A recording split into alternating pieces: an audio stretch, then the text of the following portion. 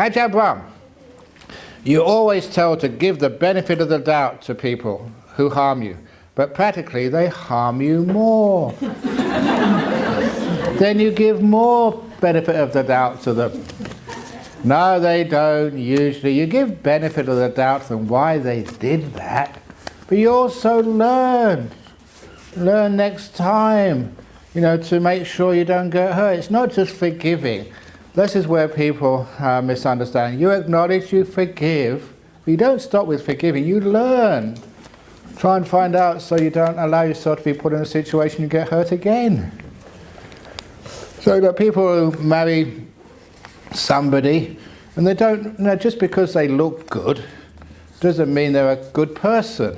And that's a problem. I mean, guys, some girl who looks like some hot chick and they think that's what I want to marry. You're not marrying the face or the breasts, you're marrying the person. So you've got to live with them, for goodness sake. And guys, and they may come across as all suave and handsome and stuff, but you've got to live with something else other than their wallet. And so look, be careful, when you choose somebody. And the same other choices you make a mistake, you learn from it so you don't do it again, so people can't harm you again. I don't know why it is that sometimes that people loan money to their friends and they lose their friends because the friends won't pay it back afterwards.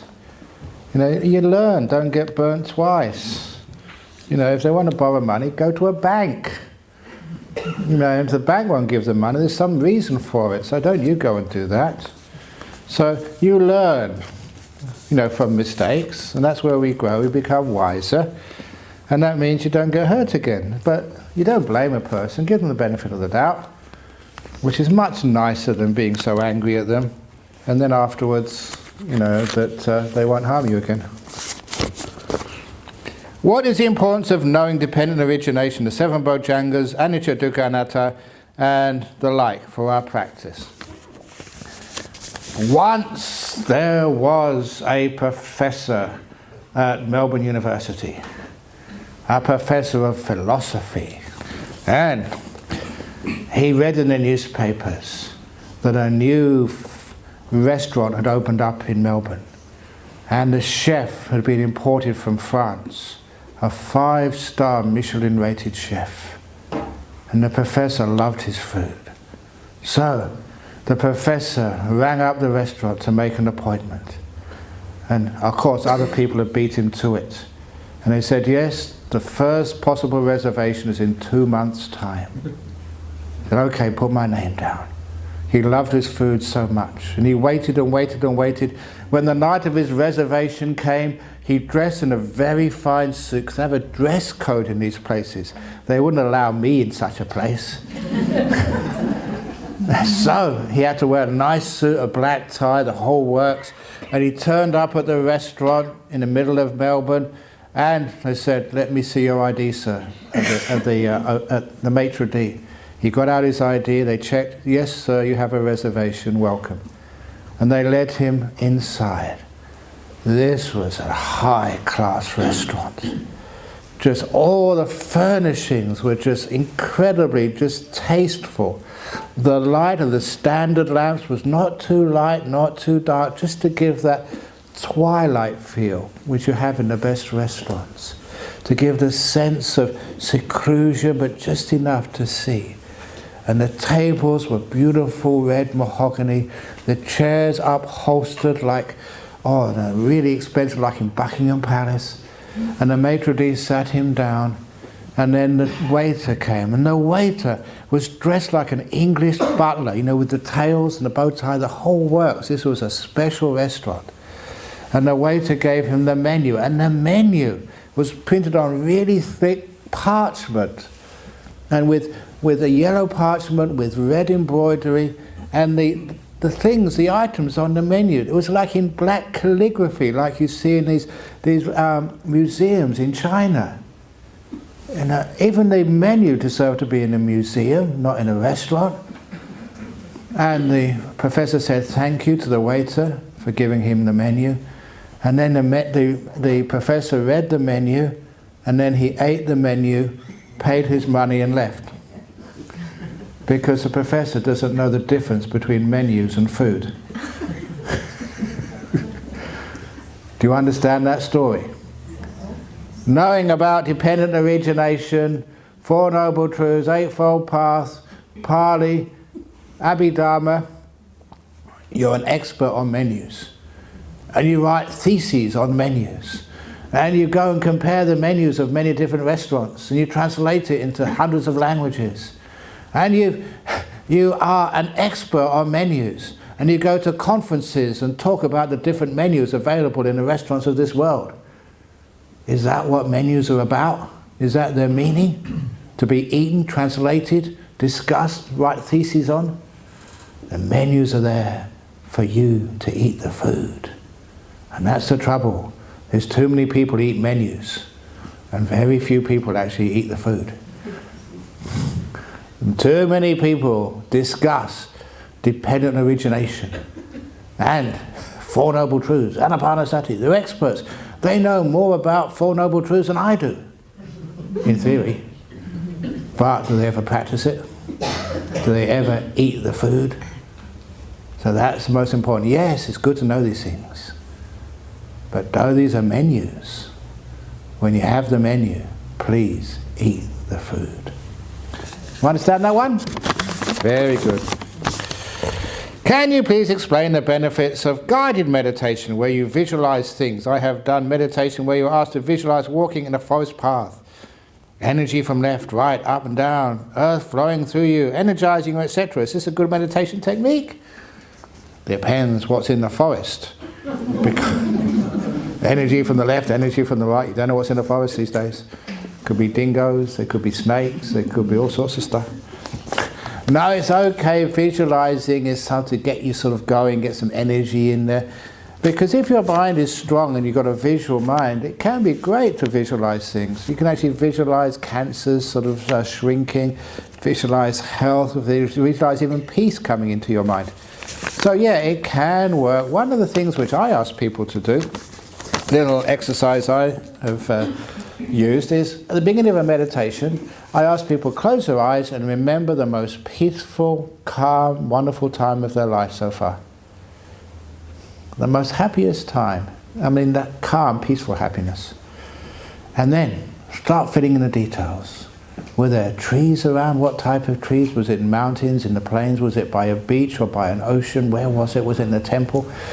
Who was there? What time of the year was it? What time of the day was it? Was it hot? Was it cold? Fill in as much details as possible, because every time you fill in the details, you actually reinforce the peace, the contentment. You do that for 5 minutes, and then afterwards you let the image go, and you're left with the peace. You're way ahead of the game of meditation, because you've got this beautiful peace. You've been filling in the details, feeling the peace of this time a long time ago, remembering that peace, reinforcing it, and when you let go of the imagery, the peace is left. And then you go deep into meditation. Yeah, it can work. Dear sir, could you please explain what you have said about abortion last night? People actually said to me, I don't need to do this question as well. They came up and said, no need, because I answered it to them earlier on. Could you please explain what is exactly enlightenment? When a person is considered enlightened. When you stop asking questions like this, then that is a sign you're enlightened.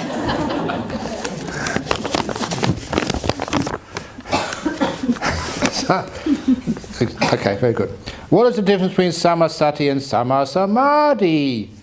Samasati is being really aware and putting the awareness in the right place. Like superpower awareness, when you really can see so much. And that allows you to become really still, the jhanas. The sati, the mindfulness, is the cause of the jhanas.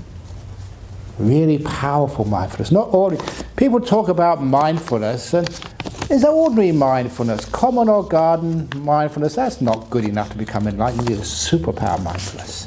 Like I said yesterday, when you can go into the toilet, you look in the bowl, and you're there for hours. Wow, look at that. That's amazing. Is anyone still in the toilet after the break? If they are, well done. They're getting some superpower mindfulness. When you go to the toilet, do you hear anyone saying, wow, wow, look at this, and inviting you in, come and have a look at this? That'd be a sign they're getting superpower mindfulness. Look at the carpet. wow, look at all the different colours going on in there. Amazing what you can see when you've got superpower mindfulness. And that's the sort of mindfulness you need for Samma-sati. Because that can see all the very, very refined obstacles to jhanas, all this little stuff which you keep on doing, the finer controlling which you do, which you have to let go of. When you let go of all those minor controls, then of course jhana happens. And that's called Samma Samadhi. Samma Samadhi, the eighth factor of the Eightfold Path, every time it is defined exactly the same, first jhana, second jhana, third jhana, fourth jhana. That's what Samma Samadhi means. How do we practice the other 6 steps of the Eightfold Path? You keep your precepts. So keep your precepts. Not 13 precepts. Not these precepts. Do them properly. It's not that hard to do. And you all know it's much healthier for you when you don't drink alcohol. And it's much cheaper for you. And don't think, oh, it's only a little bit. It's just for the sake of fitting into society. It is not fitting into society. You get far more respect from your friends if you stop drinking alcohol. Just like me, when I became a Buddhist in university, I stopped drinking alcohol, gave up totally, and when I thought that was it, no more parties. But I was more respected by my friends. I got more invitations to parties. And I was 19 or 20. I wasn't giving up everything. I wasn't a monk yet. I just wanted to give up alcohol. But I got invited to more parties than ever before. Because they always wanted someone sober to drive everybody home. That was me. You get loads of advantages. In business, don't drink alcohol when you go to the receptions. You stay sober, and after a while, when all of your competitors start to drink, they let all the secrets go. And it's amazing what advantages, because it loosens people's lips, alcohol, and they say stupid things, and sometimes you can take all the notes. So it's much better not to have alcohol. So that's how you practice the Eightfold Path, and also the right view. Be brainwashed. Come to these talks, and after a while you'll be brainwashed with right view. And I always mention right intention, and I mentioned the other factors as well. So you hang around this joint, and the Eightfold Path will practice you, instead of you practicing the Eightfold Path. In the practice you taught us today, do we let go of all body sensations until the body disappears from our attention, to let go of our thoughts and emotions, or do we sit and let go of all that takes our attention without a particular order, whether the thoughts, body sensations or emotions? You let go of controlling, and you let whatever's left be. So you don't let go of your body, you don't let go of thoughts, that's just more controlling. You let go of controlling, the doing, that's what you let go of. You let go of trying to change things, you let go of trying to attain things. Those things disappear from your consciousness. And what's left, you let it be. So if the thought comes up, you let the thought be. You don't control it. The body is there, you let the body be. You don't try and get rid of it. And if you just let it be, it becomes still. When it becomes still, then it disappears. So if you get it the wrong way round, you try and get rid of things, you just get more stressed. Be still. How do you be still? By letting go of controlling. Letting go of doing things. The first talk I gave, the cup, you put it down. It becomes still all by itself. Let go of controlling, let go of holding stuff. Don't be the driver of your meditation practice. Be the passenger. Or that great line from the Visuddhimagga, the path is, but no traveller on it is seen. Are you travelling the Eightfold Path? Are you travelling the meditation, being the driver? If you are, you've lost the path. The path is, but no traveller, no driver is found on that path. When you vanish, then the path is as wide as a superhighway. you can't miss it. But when you try and make the path happen, I'm going to let go of this, I'm going to do that. If you do it, there's no path left.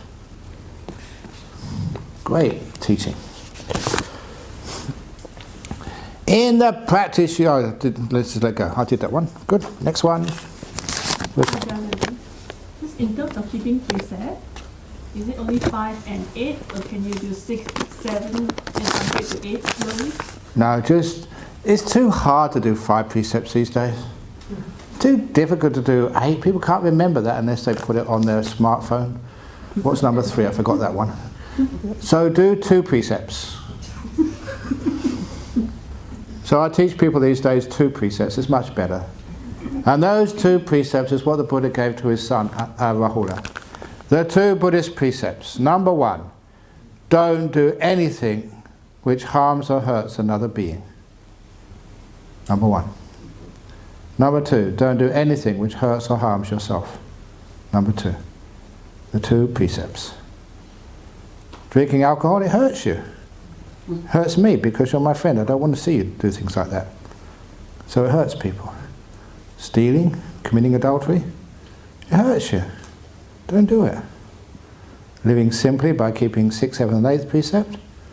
Why do you want to sort of wear perfume for and makeup? I really feel sorry for girls having to wear all that stuff. How much time does it take to put it on yourself? So you don't need to do that when you come here. So it's not harming you, not harming others. Don't do anything which hurts yourself or hurts others. And those are the 2 Buddhist precepts from which all the other precepts come. So if you can't remember 5 or 8, just do 2. And then all the other precepts, they fall into line. How can one monitor his/her progress when practicing Anapana? Oh, I did this one already.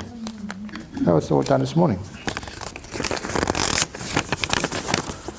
According to your book, that's a trouble with writing books. I can't deny that I said that because it's in black and white. That's why somebody said to me, when you write a book, the karmic consequence of writing a book is you have to spend your next 7 lifetimes born as a donkey. That's what this Zen monk told me when I was young. So how many books have I written now? I've got so many years as a donkey. That was only just saying there's too much knowledge, not enough practice. Too much information, not enough actually letting go. Anyway, according to your book, when the 5 hindrances disappear, the 5 senses must also disappear. Most often I can hear sounds which don't disturb me. Does this mean my concentration is not deep enough? I feel the 5 hindrances disappear. Thank you. Actually, if the 5 hindrances have disappeared, there's nothing between you and the jhanas. You can let go. Why is it we can't let go of sound? When the sound has nothing to do with us. And it is because one of the deepest hindrances is what we think is self-preservation. That's our last security alarm, hearing. And the very fact, if we couldn't hear anything, many people feel afraid. They don't know if someone creeps up and steals their bag or injures them or does stuff to them. So that's why also that we wake ourselves up from sleep with alarms. Because sound is our last line of defense of the 5 senses. And so it's so difficult to let go of sound. We have to have a lot of trust that we're in a safe place and be able to totally let go of our body. So there is still a hindrance there if you can't allow sound to vanish.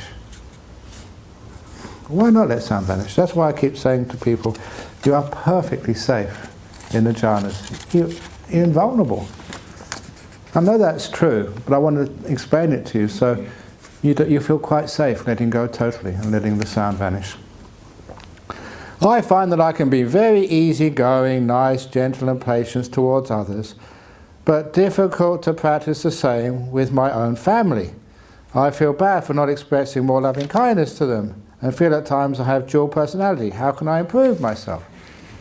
Okay, so whoever wrote that, when you go home tonight with your family, imagine that they're not your family. You're just friends. Who knows? It might be just friends. You may have been adopted.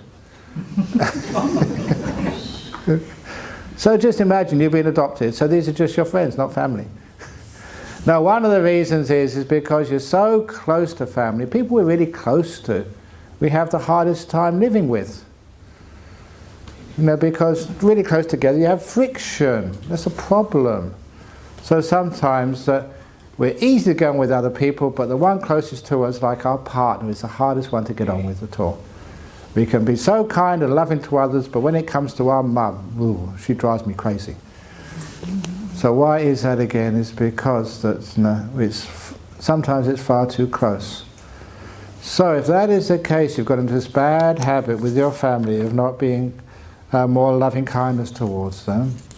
Just imagine that, yeah, they're your mum in this lifetime, but that doesn't mean that, their motherhood to you is, the permanent thing in their life, because they may have been a sister before, they may have been a friend before. In your next life, they won't be your mother. Being a mother is a temporary job, for this life, but it's temporary, it's not permanent. They're not really your mother. They are the mother. They're not your daughter. They are the daughter. If it's your daughter, you'll always be controlling her for the rest of your life, and that's really unfair. You're not your daughter. You don't own them. You don't have a contract saying, my daughter is possessed by me, like you have for your car. And when you marry, you sign a contract over to the son-in-law, now it's yours. You don't own people. You don't own your children. That's why I never say my children, say the children. Take off the my, and then it's a much better relationship. And say my husband, it's not my husband, it's the husband.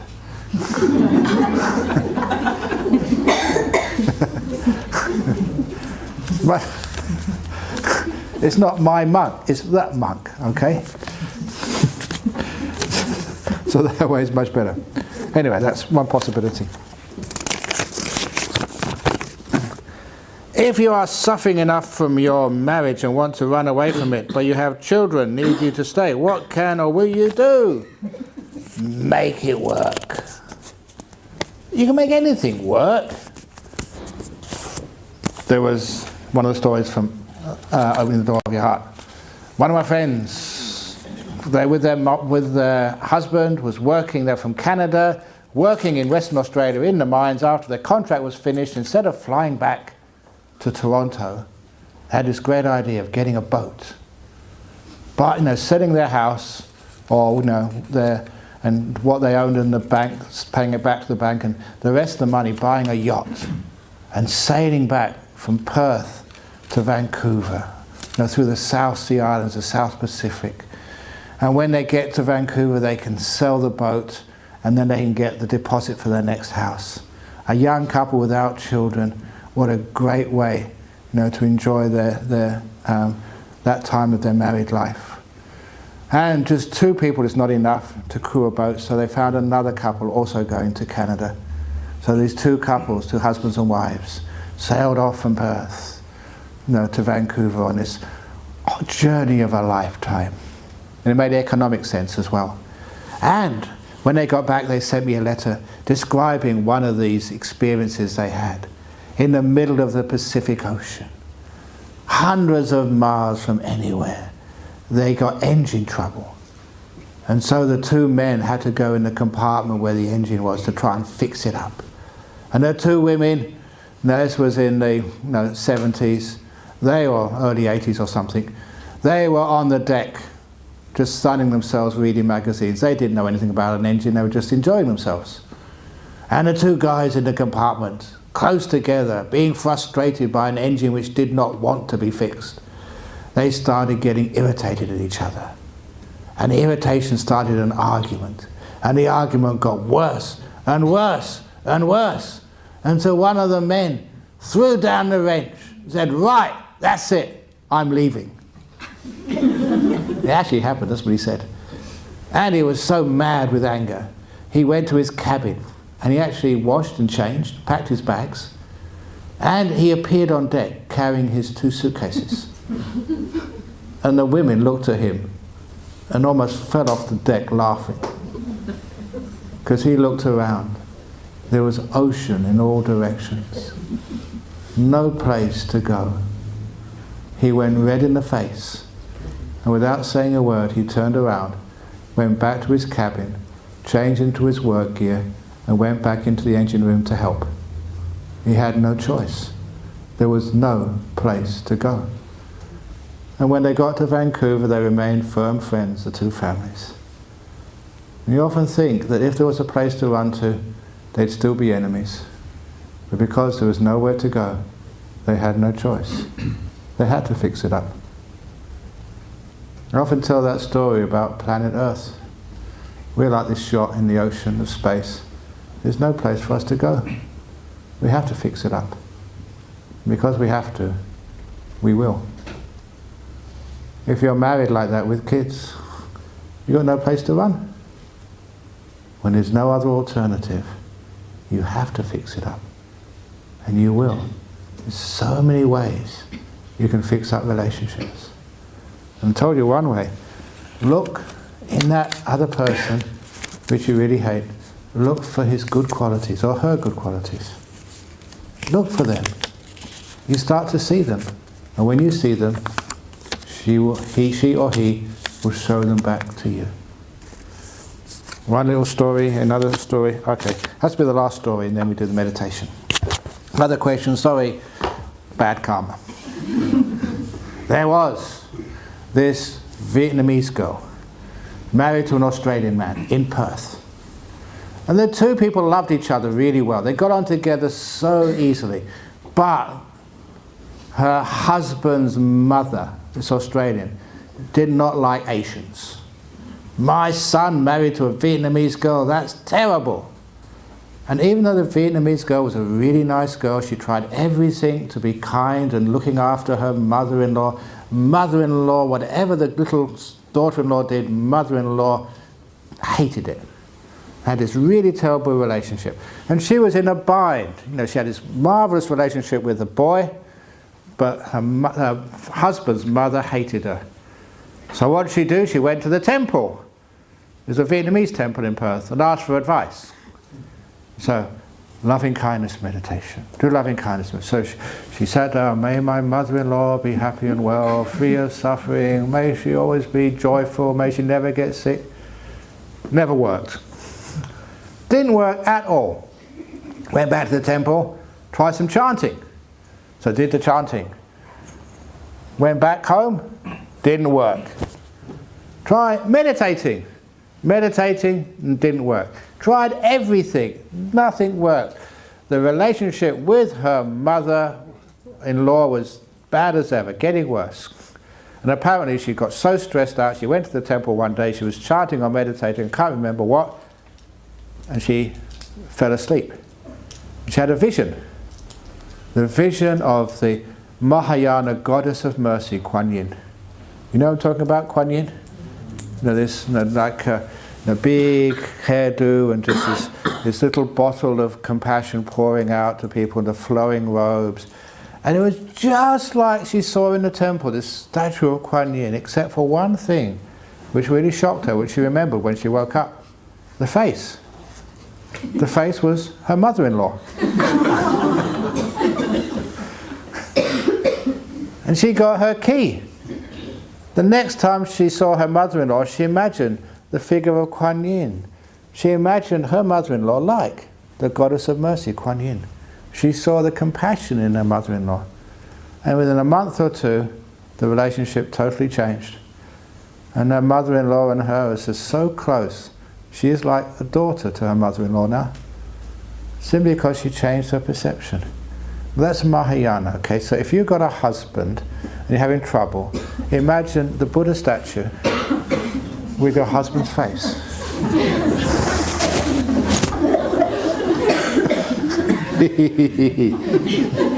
Try it, see.